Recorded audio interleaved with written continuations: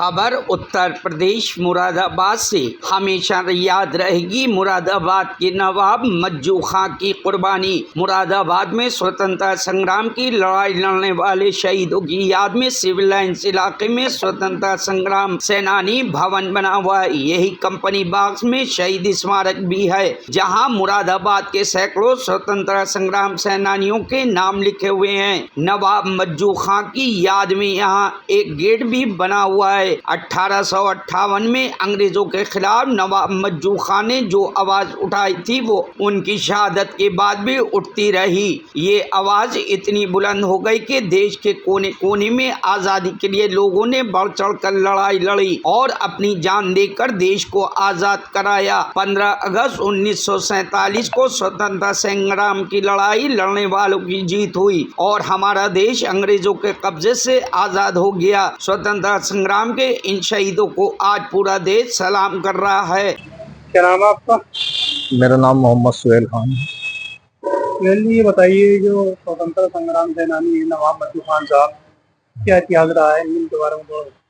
देखिए, शहीद नवाब मज्जू खान साहब का एक लंबा इतिहास है, एक बड़ी तारीख है। लंबा इतिहास ये है कि 1857 में बहादुर शाह जफर ने आपको मुरादाबाद का हाकिम घोषित किया था।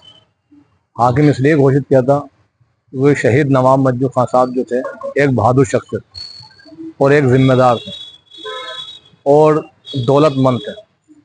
वो कमज़ोर गरीबों का ख्याल रखते थे और वो इंसाफ परस्ती के फैसले करते थे। इंसाफ परस्ती के फैसले इसलिए भी करते थे, मुरादाबाद की आवाम उनसे बेहद उस दौर में खुश रहती थी। हिंदू मुसलमान सिख ईसाई भाई सब शान बशाना उनके साथ रहते थे। उसी जंग आज़ादी में सभी ने मिलकर उनके साथ जंग आज़ादी में बिगुल बजाया और नवाब मज्जू खान साहब ने ब्रिटिश हुकूमत को मुरादाबाद से रामपुर की सरहद से होते हुए नैनीताल की सरहदों पर खदेड़ा।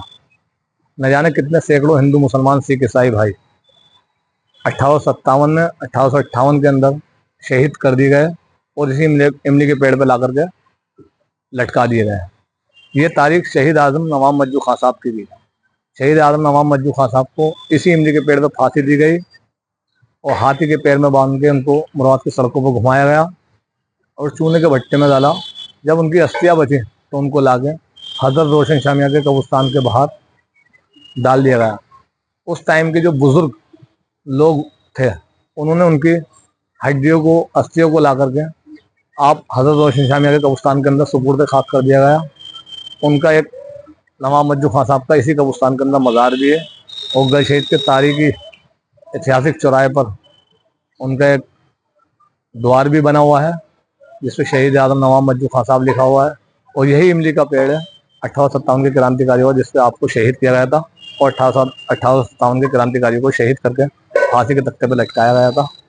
और उस दिन शायद मैं मानता हूँ जिस दिन नवाब मज्जू खान साहब को शहीद किया गया था तो शायद ऐसा लगता है कि देश का मुरादाबाद का नहीं मगर देश का सबसे काला दिन था। Bureau report, news hub Bharat.